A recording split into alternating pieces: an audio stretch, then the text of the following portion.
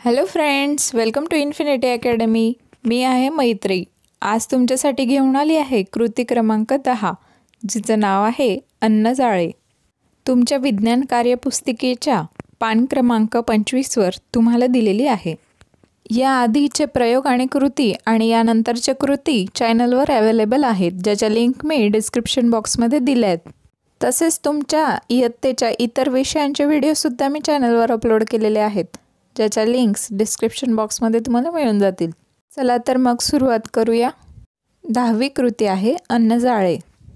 इथे तुम्हाला अशा पद्धतीने अन्नजाळ्याचं चित्र दिलेलं आहे, ज्यात सजीव एकमेकांवर अन्नासाठी अवलंबून आहेत. जे सजीव दुसऱ्या सजीवावर अन्नासाठी अवलंबून आहेत त्यांना बाण केलेले आहेत. तुम्ही त्यावरून समजून घेऊ शकतात की कोण कोणावर अवलंबून आहे. यावरून आपल्याला खाली काही प्रश्न विचारले आहेत, ज्यांची उत्तरं द्यायची आहेत. सूचना काय दिली आहे बघा. वरील चित्रात तुम्हाला एक अन्नजाळे दिसत आहे. या अन्नजाळ्यात कोण कोणाला खातो याबद्दल तुम्हाला माहिती मिळत आहे. चित्राचे निरीक्षण करून पुढील प्रश्नांची उत्तरे लिहा. पहिला प्रश्न आपल्याला विचारला आहे, या चित्रात एकूण शाकाहारी प्राणी म्हणजेच केवळ वनस्पती खाणारे प्राणी कोणते? उत्तर लिहा. शाकाहारी प्राणी. ससा वनस्पती खातो. अळी वनस्पती आणि गवत खाते. हरिण फक्त गवत खातो. इथे उंदीर चुकला आहे, उंदीर कट करा, कारण उंदीर नाकतोड्याला देखील खातो. खार ही वनस्पती खाते. आपण बघतो ना खारुताई. अशा पद्धतीने आहेत असं लिहायचं आहे. दुसरा प्रश्न बघा. या चित्रात एकूण मांसाहारी प्राणी म्हणजेच दुसऱ्या प्राण्यांना मारून खाणारे प्राणी कोणते? यात तुम्ही लिहा. मांसाहारी प्राणी पुढीलप्रमाणे: साप, बेडूक, नाकतोडा, सिंह, उंदीर, कोल्हा. इथे खार चुकली आहे, ती लिहायची नाही आहे. हे जे प्राणी आहेत ते मांसाहारी प्राणी आहेत. पुढचा तिसरा बघा. दोन्ही प्रकारचा आहार घेणारे प्राणी कोणते? जे वनस्पती पण खातात आणि मांस पण खातात असे प्राणी कोणते? बघा, इथे उत्तर चुकलेलं आहे. तुम्ही मी सांगते त्याप्रमाणे उत्तर लिहा. दोन्ही प्रकारचा आहार घेणारा प्राणी फक्त उंदीर आहे. तुम्ही जर चित्रात नीट बघाल तर उंदीर नाकतोडा देखील खातो आणि वनस्पती देखील खातो. पुढचा प्रश्न बघा. या अन्नजाळ्यातून बेडूक नाहीसा झाला तर काय होईल?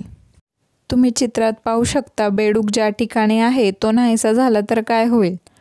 अन्नजाळ्यातून बेडूक नाहीसा झाल्यास आळ्यांची संख्या वाढेल. आता बेडूक नाकतोडा आणि आळ्या खातो तर त्यांची संख्या वाढून जाईल ना. बेडूक हे सापाचे अन्न आहे. जर बेडूक नाहीसे झाले तर सापाला अन्न मिळणार नाही.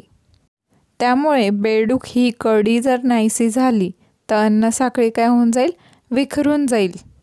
त्यामुळे अन्नसाखळीतले प्रत्येक घटक हा महत्त्वाचा असतो. नेक्स्ट 5वा प्रश्न बघा. उंदीर आणि अळी हे कोणत्या अन्नसाखळ्याचे घटक आहेत ते लिहा. तुम्ही चित्रात बघू शकता, उंदीर हा वनस्पती, उंदीर, साप, घार ह्या अन्नसाखळीचा घटक आहे. आणि अळीला तुम्ही बघू शकता, अळी ही गवत, अळी, बेडूक, साप, घार ह्या अन्नसाखळीचा घटक आहे. उत्तर व्यवस्थित लिहायचं आहे. तुम्ही यावरून दुसरी अन्नसाखळीसुद्धा तयार करू शकतात. उंदीर हा अजून एका अन्नसाखळीचा घटक आहे. त्याचप्रमाणे अळीसुद्धा अजून एका अन्नसाखळीचा घटक आहे. ही अन्नसाखळी कोणती तयार होईल त्याचा विचार करा चित्रात बघून आणि मनाने उत्तर तयार करा. मला कमेंट करून पण नक्की सांगा. प्रयोगवही पूर्ण करण्यासाठी तुमच्या फ्रेंड्ससोबत व्हिडिओ नक्की शेअर करा. तुमच्या स्टँडर्डचे ऑदर व्हिडिओसुद्धा मी चॅनलवर अपलोड करत असते. त्यामुळे चॅनलला सबस्क्राईब करा आणि बेल आयकॉनला क्लिक करा, म्हणजे तुम्हाला लवकरात लवकर नोटिफिकेशन मिळेल. तुमच्या स्टँडर्डचे परिसर अभ्यास 1चे व्हिडिओसुद्धा मी टाकले आहेत, ज्यात क्वेश्चन आन्सर एक्सप्लेन केलेले आहेत. व्हिडिओला लाईक करायला विसरू नका. थँक्यू.